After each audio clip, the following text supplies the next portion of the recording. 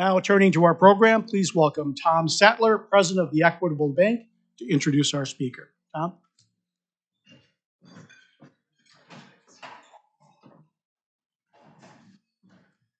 Thank you, President Saj. I've known Jeff Pillar for over 20 years. He was introduced to me by his mom, who is now my wife, Sue. From the moment I met Jeff, I had a front row seat to his journey from a remarkably motivated teenager to now a well-respected business owner. Back at Waukesha North High School, Jeff was an honor roll student, a natural leader, taught skiing at the old Olympia in Oconomowoc, fierce competitor at Astalan, and riding motorcycle, racking up trophy after trophy. Even his senior prank was a little different. It wasn't ping pong balls in the locker. It was actually assembling a car in the lobby of Waukesha North High School, and then the next day taking it apart. After high school, he attended Universal Technical Institute, completing a 2-year program in 1 year, while also holding a job with the Schaumburg municipality as well. At 22, Jeff bought a single tow truck, a phone number, and the name All City Towing. Today, at 37, he leads 77 employees, operates a fleet of 60 pieces of equipment, and manages a 13,000 square foot facility here in Milwaukee, plus 2 additional locations in Grafton and Sheboygan. Among All City Towing's hundreds of clients are the city and the county of Milwaukee. And what everyone saw on May 6th during the rescue of Deep Thought from Lake Michigan was a vintage Jeff. That morning I texted him, "I learned something new from you every day about leadership and business ownership." While I was sitting there watching it with others and they questioned, is this going to get done? The only thought going through my mind is Jeff and his team aren't leaving without that boat. With all of his accomplishments, the greatest gift he's shared with Sue and myself is his 2 daughters, Aria and Aubrey. His wife, Candace, is not only a phenomenal mom, but a true partner in both family and in business. Fellow Rotarians and guests, Jeff Pillar.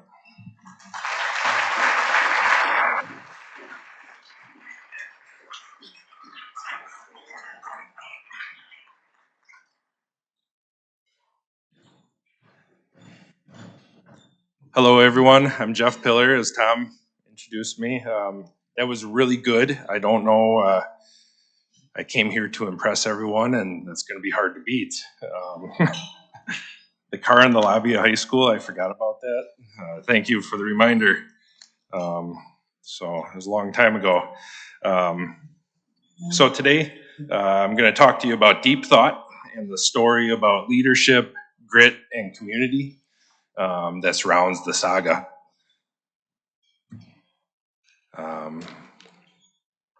Part of that story, I'm going to talk about the actual recovery, the challenges I faced, the community impact, lessons that I learned along the way, and then fearless leadership and how we got it done. I've been in leadership roles for about 18 years and in business for myself 14 and a half years, and enjoyed every second of it. So the story begins. The boat is mid to late 60s. It was publicized. It was a 33-foot Chris Craft. After we got it out, we actually realized it was 44 feet. I kind of believed everything I read on the news.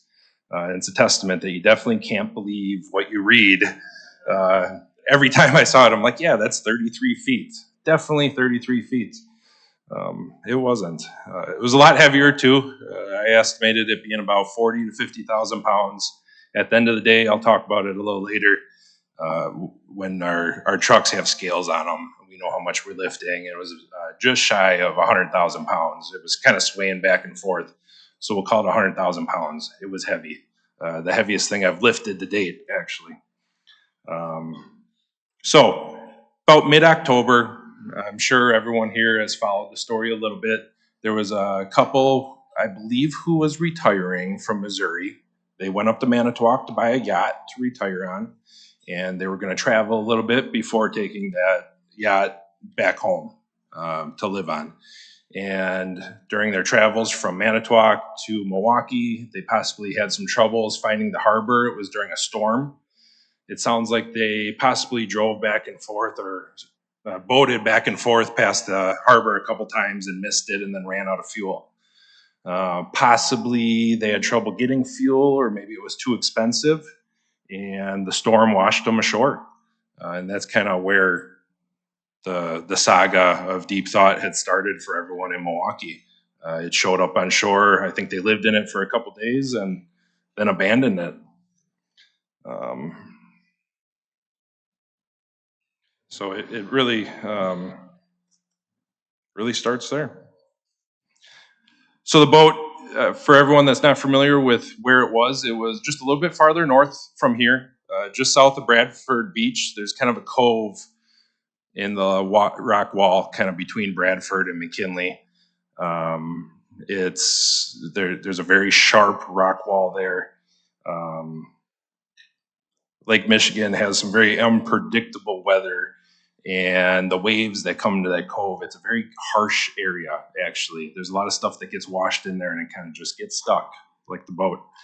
The shoreline there isn't a normal shoreline. It's not just sand that dries out. It stays very wet, it's very mushy. It sucks everything in. And then it's very close to a public area, which isn't great for us to work in. I'm very used to working on the side of the freeway, which is very far away from anyone walking up and down the street. We're in a safe area away from anyone that could get hurt.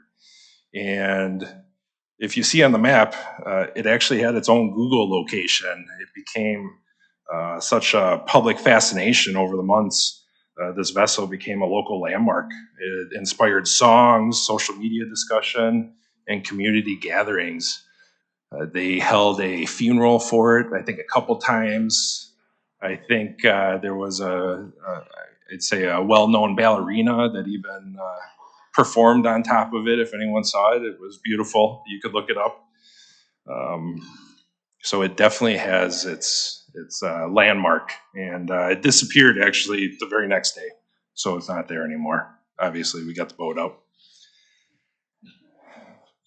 So I guess I'll move on to the day. I am going to try to. I feel like I'm a little long-winded with my technical talk, and I'm going to try to keep it simple. And I apologize if I get too technical. I'll try to pull myself away from it. It was a little over 6 months, October to when we pulled it out 2 weeks ago, and I don't know how Jerry's Silo Marina, they have a couple names, Jerry's Dry Dock, Jerry's Silo Marina. Maybe they were contacted by the owners. They had attempted to remove this boat 6 different times. Multiple various pieces of equipment that you use from the water. I guess I'm not very familiar with the water side of the recovery. But they tried very hard and they weren't able to do it. The last time that they tried, they were using pressured air or possibly pressured water to push the sand away from the boat in an attempt to float it.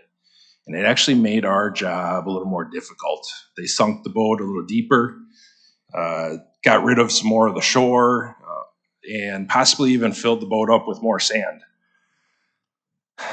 Obviously, after the rough winter and the rough weather in that cove, we didn't know what winter would have done to the boat. There was definitely an unknown. You can see just by the picture, the exterior of the boat is very deteriorated. The roof got beat down, maybe fell apart. I'm not 100% sure what happened to it. And then on their last recovery, Jerry's Dry Dock, you see that pontoon boat. They called that their barge. I actually remember listening to it on the radio on my way to work that day. They were like, we're bringing a barge with a very heavy winch. We're going to get it out. And I thought in my head, I'm like, that's a really good idea. They're definitely going to get it out. But it had failed. And they left that pontoon or that barge out there overnight because they were going to try the next day. And that unpredictable Lake Michigan weather, it came in and it broke the anchors off and it stranded a second boat on shore. And actually, Aaron and I were talking about this earlier today. I don't think I made it up, but I feel like there is a stigma around the Great Lakes, right? All the sunken boats and all of the things that have happened on the Great Lakes. A little bit of, I don't want to call it tragedy, follows the Great Lakes, but we had some technical difficulties on the computer, and I couldn't use the slide pusher today. So it's, I feel like it's even following us a little bit here today. So let me see here. I'll move forward. After Jerry's sixth attempt and second stranded boat, there was concern that grew from the community just for safety. We're going into spring. So many people have traveled to view this boat, traversing over the rocks, which are very dangerous, I will say. I slipped a couple times. It is, if anyone's been down there, let's see a show of hands. Who visited this boat? Yeah, a lot of you guys. Now, how many of you walked over the rocks? All right, a lot less. The rocks are dangerous. I think the community knew, the county knew, the city knew. It was definitely time to get rid of the boat. There was a lot of people that wanted to see it stay, the SS Minnow landmark, but it was definitely time to get rid of the boat. The county contacted me, and actually I've been in communications with the county even last year, but there was always the possibility of who's responsible for payment. And I think the county was hoping Jerry would actually get it out. But I brought a fresh approach coming from land, a really good attitude, and I guaranteed success. I don't know about you guys, but when you guarantee success, there's a very small margin of error there that I guaranteed it, so I couldn't fail. So it was publicized. That was Plan B. The county hired the wrecker service for the county, and we were going to attempt it. And I, again, guaranteed I'd get it out on the first try.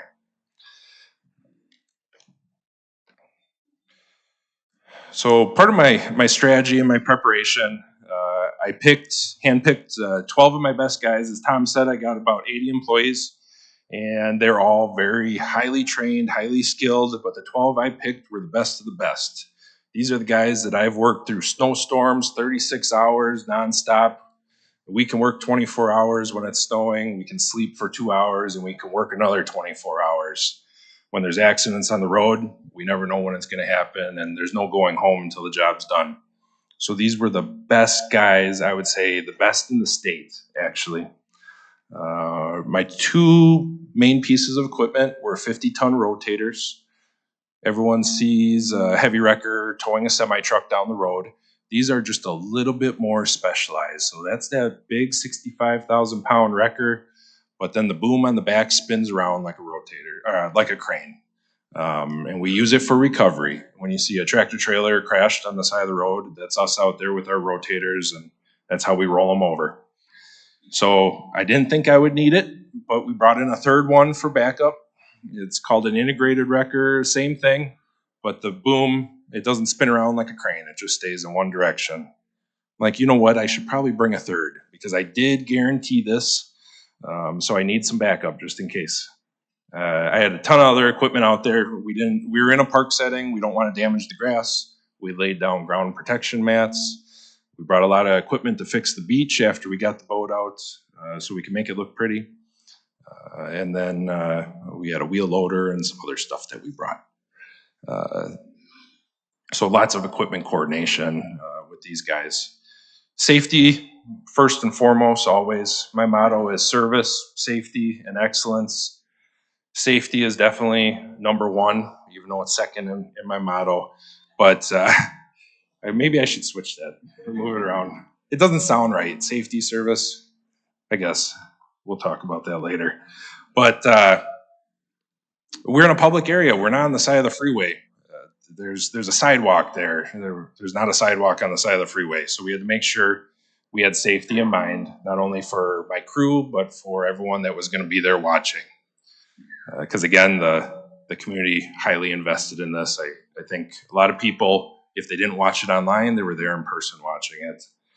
Another thing that we did, because I guaranteed success, we held a mock recovery. The day before the recovery, I got everyone into my repair shop, the 12 guys and me that were going to do it, and we walked through it kind of with our eyes closed. We planned it out. all the problems we might face, gave everyone a job. We had this set. We knew exactly what we were going to do. Again, the best of the best, even in the state.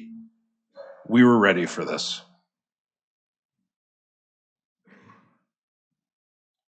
So the day of the recovery, execution was essential. We had planned this the day before. Beginning of the day, we had another little meeting just to touch any questions or bases. And throughout the recovery, through the day, that Great Lakes stigma, it really got us. We overcame some real setbacks and failures that really hurt throughout the day. We had the public and the media on site over our shoulders the whole time. I know my wife hates it when I'm looking over her shoulder or when we're lost and I'm trying to tell her where to go and she knows where we're going. I mean, we had the media and everyone over there. I mean, this was, I can't stress to you enough how hard that was. So I'm going to kind of try to walk through you the step-by-step recovery here. So we brought in all of our equipment. Again, I kind of talked about it, our rotators, our wrecker, protection mats for the grass to keep the park nice. We used a wheel loader. The bathrooms were 500 yards away, so we brought in a small machine so we could drive to the bathroom. On the side of the road, when you're working 12 hours, it's easy for my men to maybe escape away, but here we couldn't really do that. I'm sure everyone understands what I'm talking about. That would have been bad for Fox 6 to catch that. So again, safety. We set up our barrier. We set up cones and tape, put the mats down, try to keep everyone at a safe distance. If we have an equipment failure, someone could have been severely hurt, and we didn't want that to happen. And then we brought all of our equipment to the beach. Again, the select few that walked over the rocks, carefully made their way over. You understand how dangerous it is. We did a zip line. This is something I wanted to do for years. I've seen it in trade magazines and we've talked about it, and this was the perfect scenario. We used one of our winch lines, we connected it down to the boat, and then I have this pulley. It's kind of hard to see in the center picture. There's an orange piece kind of holding those bags. It's got a pulley on it and a hook. We put that pulley on the zip line we had built with one winch cable, and we used the second winch cable to run that pulley up and down, and that's how we got our heavy equipment to the shore. We took a large water pump down there, all of our chains, all of our straps, shovels, pieces of wood. We got a lot down there, and then later in the day, we actually needed more.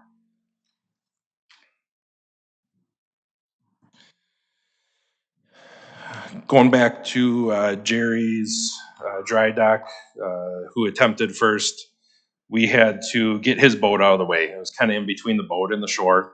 So that was our first objective. Obviously, getting the water out of the boat and preparing safety and getting the mats down and setting up our equipment. We had to get that pontoon boat out of the way. That day, that boat was actually broken into 4 pieces. If you understand how rough those waters are, it broke both pontoons off, broke that deck into pieces. And it came out pretty flawlessly, problem-free, and we were feeling good. Everyone was really happy. We're like, we got the little boat out. This is going to go great. Shortly after that happened, we had our first equipment failure. My trucks have a lot of hydraulic lines on them. That's how they operate. And we had a hydraulic line break. And it was on one of our rotators. It was really important. One of my truck techs got to work right away. We repaired the line in about 2 hours right before we needed to use the truck. But it was definitely a large setback.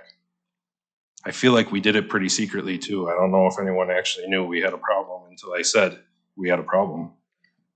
All right, so truck's fixed. We were rigged up to the boat. We pumped all the water out. Took an hour or two to get, I shouldn't say all the water. We got as much water out as we could. Water is very heavy. A gallon of water is 8 pounds. I mean, there was 10 to 15,000 gallons of water in this boat we had to pump out. So the boat was facing north and south with the shore. We had to spin the boat to the west, the front of the boat to the west, so we could bring it up, face it towards the rocks, and bring it over. the technical term, we rigged up to the front of the boat, and we used one truck. I was on that truck, and I was just going to spin the front of the boat around, aim it towards the shore, towards the rocks. And there was that moment where I heard my equipment. It was kind of grunting and it was snapping, and you could feel, as an operator, it's easy for me to explain. It's like I can feel what the truck is doing, but you hear it, and it was pulling really hard. I knew at that moment this boat was heavy. It was not 40,000 pounds. It was not 50,000 pounds. And as I'm having that thought and I'm pulling on this boat, it started ripping through the hull. We ripped a couple 6-foot rips in the side of that, and it's not fiberglass. This is a very thick aluminum hulled boat meant to master the Great Lakes. And when I say thick, I feel like the aluminum on that boat is about a 1/2 inch thick. And our straps just ripped right through it. So we put some more straps into it, put some more chains onto it, got a second truck on it, and we were able to spin it, face it towards shore. After we faced it towards shore, we were able to glide it up towards the rocks. The goal was to get it completely out of the water on the shore, the sandy shore there, so we could put some more rigging holes into it and get the rest of the water out. And that's where the 33 feet kind of bit me, because I had 35 feet of sand, and we didn't have a 33-foot boat. It was 44. So there was a moment we had to pull it even a little farther. We pulled it into the rocks, and my crew was looking at me. They're like, "What are you doing?" I'm like, "Well, it needs to come out of the water." So I shoved it into the rocks a lot farther than I should have. And when the whole boat was out of the water and it was shoved into the rocks, I apologize for my photos. I thought they were a little bit better. But the photo on the right kind of depicts the nose of that boat. I pushed it all the way into the rocks. And my crew looked at me and they're like, "What are we going to do?" There's really that moment. I think we all looked at each other and we're like, "This is not our plan."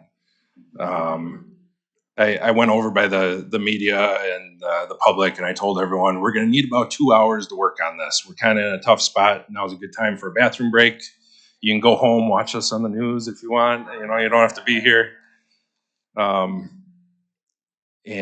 we worked on it, had a little powwow, and we just started cutting holes into the side of it. And what we had actually came up with, so on a car, a truck, there's so many things we can hook up to. There's wheels, there's axles, everything underneath the car. It's an endless possibility of things we can grab onto that we can physically put a chain or a hook around. When you look at the outside of the boat, there's nothing there.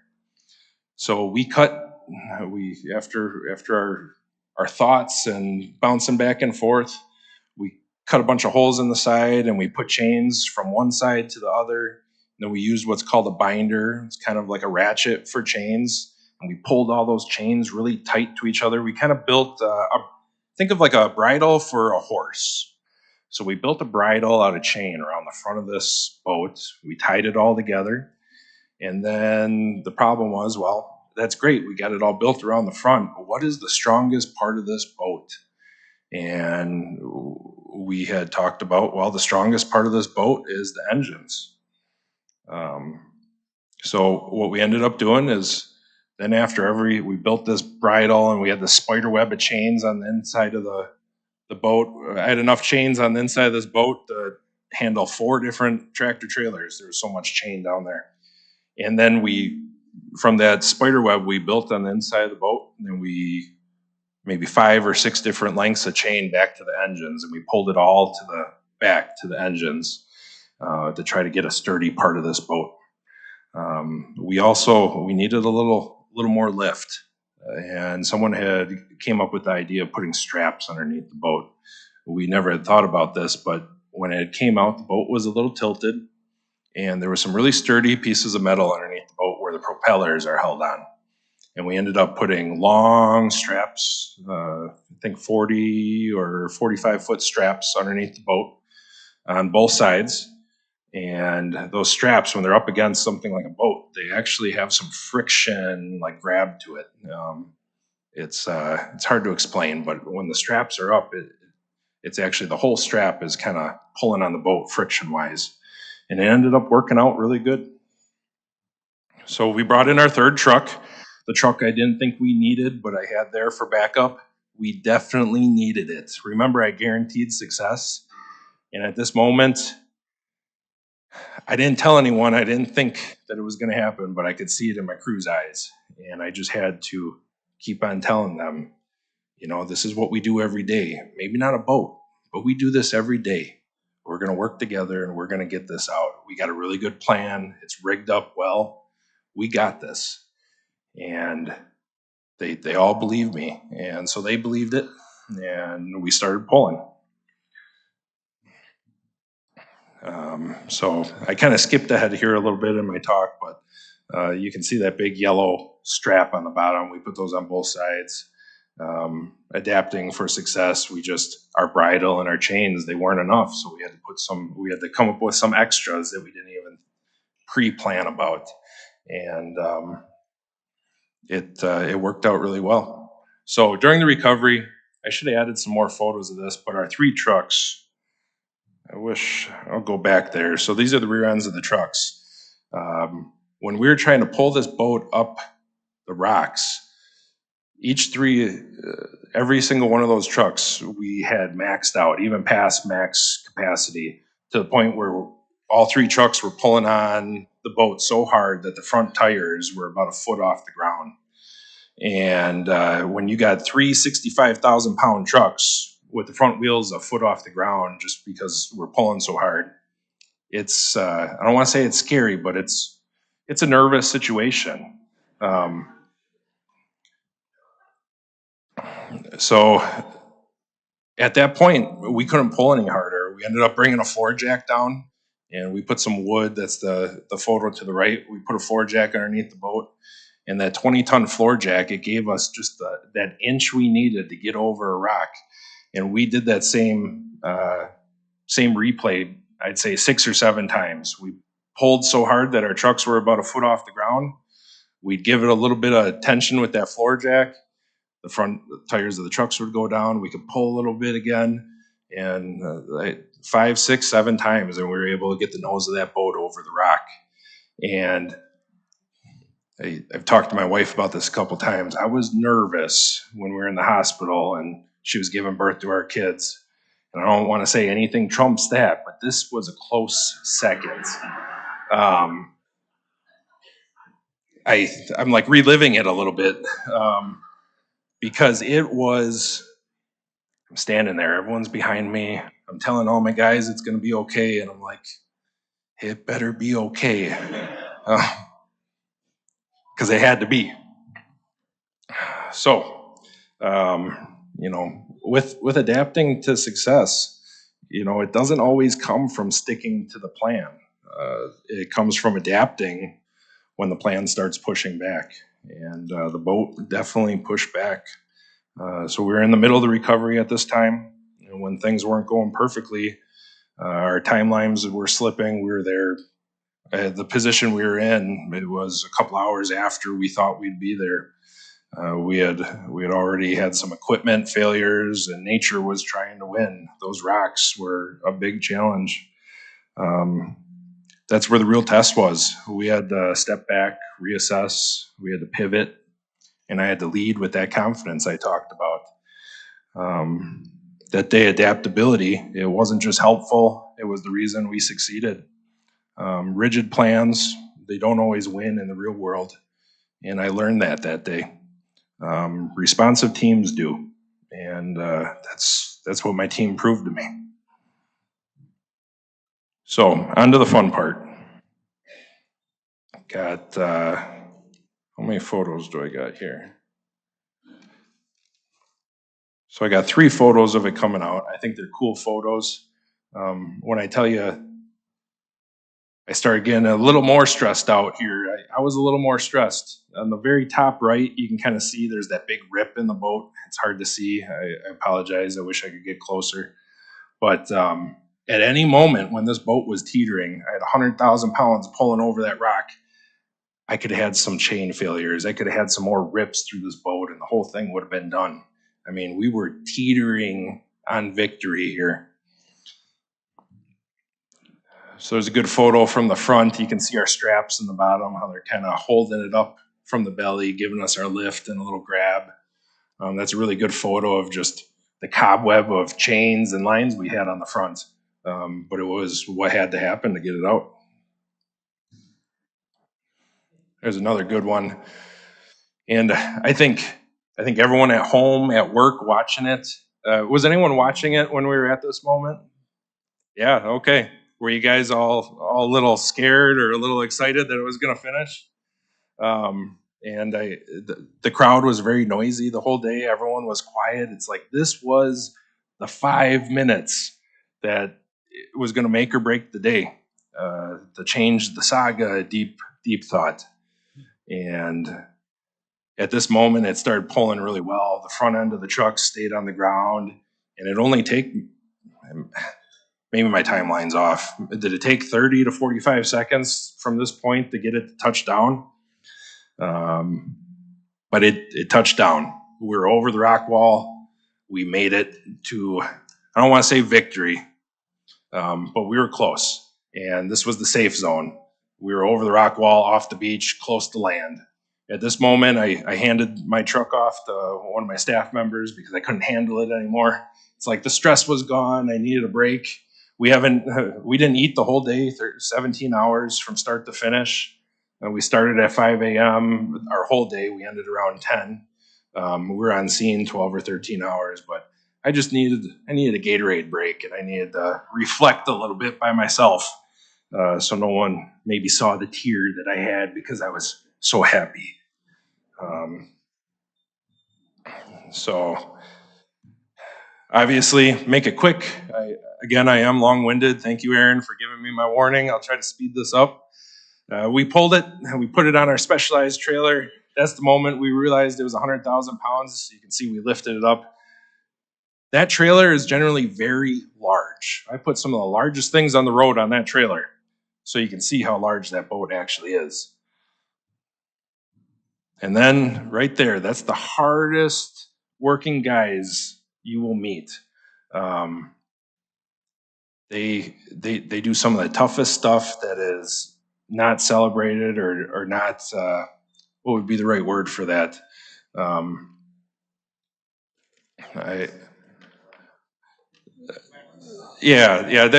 not. I'm lost for words. I apologize, but they're not.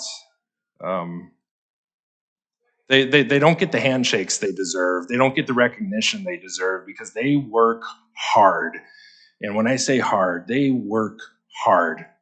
If I call one of them right now, it doesn't matter where he is, he will drive straight here because I called him. And that's what we do on a daily basis. We are always prepared. So I'll make it quick.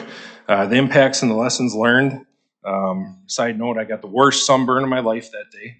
I am putting sunscreen in all the trucks. I showed Tom earlier, it's still red. So it was bigger than a boat. The community was invested in this story. Hundreds gathered to witness the removal, with many expressing mixed emotions: relief at the removal, nostalgia for its presence for a little over 6 months. Platforms like Facebook, Reddit, everyone was abuzz with discussion, photos, personal feelings to this deep thought.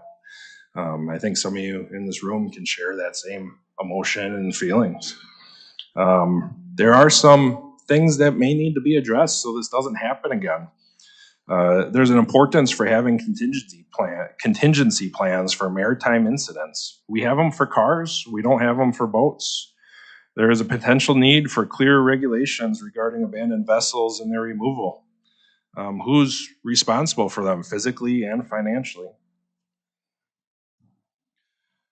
So my takeaways and the small lesson that I can give to you, my 18 years of leadership, 14 and a half years in business, is to fearlessly lead when you're under pressure. What does fearlessly lead mean? To me, it means being steady when others are unsure, hiding doubt and showing solutions. Your team will rise or fall based on your confidence that you project. Progress starts when you refuse to flinch.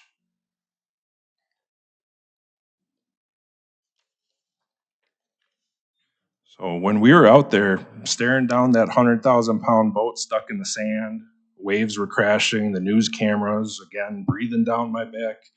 There was moments I didn't know if we were going to pull it off. We had already dealt with the delays, the broken equipment, the weight of 6 previous failures from other companies. I saw that doubt creeping into my crew's faces, and the same doubt I was feeling deep down. But again, leadership doesn't always mean having every answer. That day, it meant being the calm in the storm. I had to keep my face steady, my voice confident, and tell them, we got this. And because I said it like I believed it, they believed it too. That's the thing about fearless leadership. It's not about the absence of fear.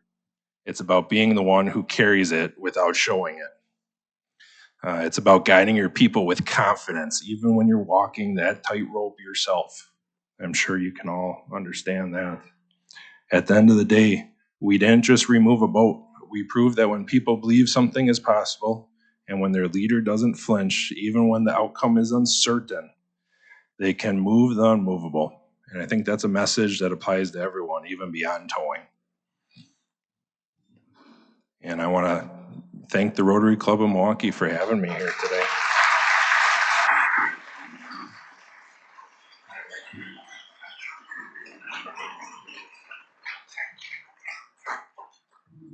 Thank you, Jeff. I'm Mary. We didn't get a chance to say hello before the meeting, but thank you, and thank you for helping those of us who really didn't understand why it was so hard to get the boat out of the water all winter, what it really took. Before we take Q&A, though, I have a short announcement. I know that parking was a little bit of a zoo out there this morning. I know somebody was in my parking place, but someone is in someone else's parking place, and they're not happy about it. So if you have a white BMW with a license plate beginning AVK, if you could move it sooner rather than later, it would be greatly appreciated. So anyway, who has a question for Jeff?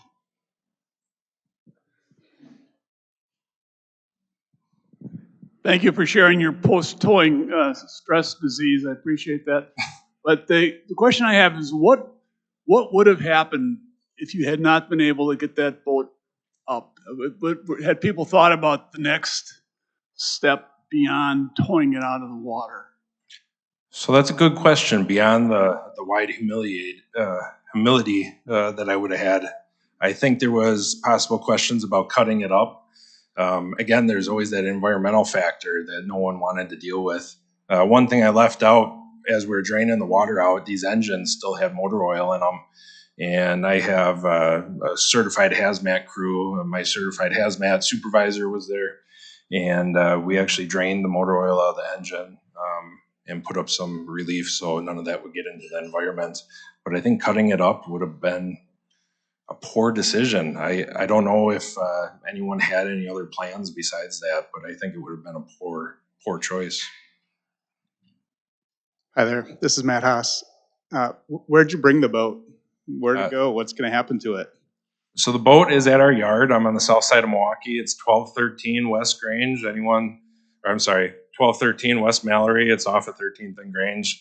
Anyone's more than welcome to come by during the day, take a selfie with it. But it's going to sit there until I think the county and I work out what's going to happen to it. Great job getting the boat out. Was there ever any consideration given to moving the rocks? That seemed to be the big impediment, that the rocks aren't natural, they were put there. Did you ever think that maybe you needed to clear a path to get it back on?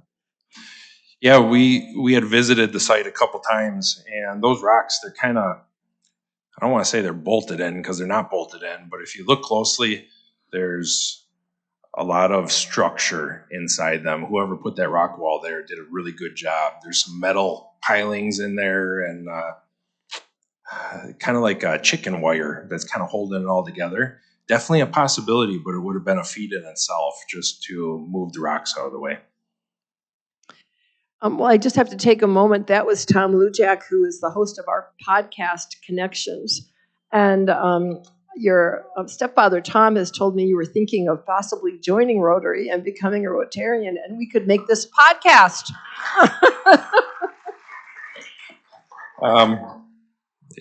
I'll second that nomination.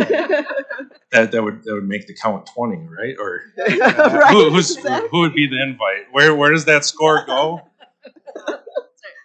Thank you so much for being here. I'm Teresa Regan, and I'm curious about your business and staffing. And it seems that you are often called upon in emergency situations other than this boat situation. And so how do you staff for that?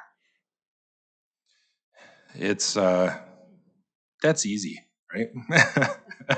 uh, we have the standard 3 shifts. I'm a little special compared to other people in my industry. I'm always open. A lot of 24-hour companies, they're at home with a truck and a phone. I'm a little gracious to have a large enough staff where it doesn't matter if it's 2 a.m. on Christmas or noon on 4th of July. I got people in trucks and they're always working. So having a large staff makes it a little easier. It's gotten easier over time. There was a time where it was just me on call all the time. I'm surprised I'm married actually, because she put up with that. Hi, I'm Mary Bolick. I ran past that boat so many times, so it was really interesting to see how big it was compared to what you saw from the running trail there. I'm wondering, with all the resources you had dedicated that day, did you sacrifice or lose a lot of business on that day? So my other staff, they really stepped up to fully staff the operations outside the people that were there. There was a lot of overtime and a lot of extra work that week. And customer service is definitely a high priority for us. And it might have lacked a little bit that day. The wait times might have been increased a little bit. But besides that, everyone else really stepped up and pulled their weight. Hi, this was fascinating because I lived on a boat that size for about 6 months, and that was my nightmare. But couldn't they get a towboat, like a tugboat, to pull it out and take it somewhere? Or were they afraid it was going to sink? Or why did they have to go the land route? Why didn't they consider going the water route? So I think if it was addressed right away, a towboat could have pulled it out. A couple of them, because obviously it didn't get all that weight the second day it was there. And I think it really came down to the price. The couple had purchased this boat. This was their retirement. I heard a couple times they spent their life savings on it. And I think the situation kind of got away from everyone. And by the time Jerry had tried the first time, I think it was I think some time had passed. You can't quote me on when he actually first tried, but at that time, some of the weight and some of the damage might already been done. So, and it obviously, when it came to us, the boat had accumulated so much weight. They were trying to pull it out with boats, and it just wasn't working. You're welcome. Are we done with questions, or is there anybody else? Oh, Jeff, here you go. Okay. Hi, Jeff Koenig. Thanks for getting it out. Twofold. One, did you have to put any, or did you make any consideration for something like telephone poles under it, like the Egyptians? And second of all, did you break even at least on this, or no one talked about the financial cost to your company? I saw in the newspaper it was like $75,000 or something like that, or I'm not sure what the quote was, but is that what part of the negotiation is, and why it's sitting in your yard, or have they paid their bill? So to address the foam pole question first, we had talked about building some stuff off the rock, but it came to the rock was so far, we didn't have the equipment that could reach. Then you're talking about pulling in a very large, like a Big Blue style crane. And that's a massive operation, which I can only assume, I don't know what that costs, and that would just be to put down the poles, right? We can pull from far away, we can pull, but you can't really place. We had thought about that, but going back to, I thought it was going to come over the rock a little easier than it did. I didn't think it was going to be so heavy. So kind of, if I knew the weight, maybe we would have revisited that a little bit. Money-wise, We originally had quoted, everyone heard it was going to be around $50,000. But we have went way over that. We are still I'm only charging the county and the taxpayers that $50,000, but I have a discount on my invoice that's approaching about $35,000. So it's, that's what that is. Kathy, are you coming with a question? Okay, all right.